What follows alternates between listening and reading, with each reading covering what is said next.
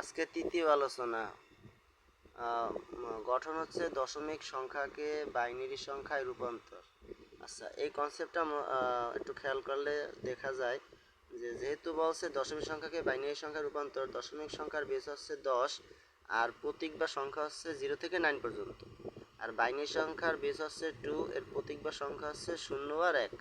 যাই হোক, এখন এটাকে যখন কনভার্ট করবো আছে দশমিকে বাইনারিতে নেওয়ার সময় 2 দ্বারা ভাগ করতে হবে এবং অবশিষ্ট যেটা থাকবে সেটা সামনে লিখতে হয়, আর 2 দিয়ে ভাগ করতে করতে 0 হওয়ার আগ পর্যন্ত, 0 না হওয়া পর্যন্ত চেষ্টা করতে হবে। আচ্ছা, এখন দেখি 2 দিয়ে 25-এর ভিতরে যায় 12 দুগুণে 24, 25 সাথে 1 অবশিষ্ট থাকে, এখানে সামনে 1 লিখতে হবে।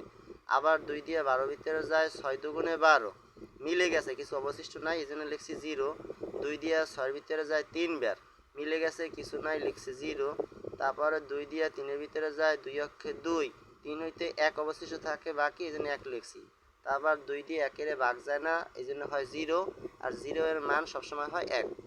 এবার উত্তর লেখার সময় এই নিচ থেকে উপরে সাজিয়ে লিখতে হবে। তাহলে কি লেখা যায়? অতএব 25 হোল বাহিরে 10 ইকুয়াল বাইনারি মান এই 111001, এটা সাজিয়ে, যেহেতু বাইনারি বলছে যেখানে 2, এভাবে প্রত্যেকটা, এটাও সেম একই নিয়মে, তারপরে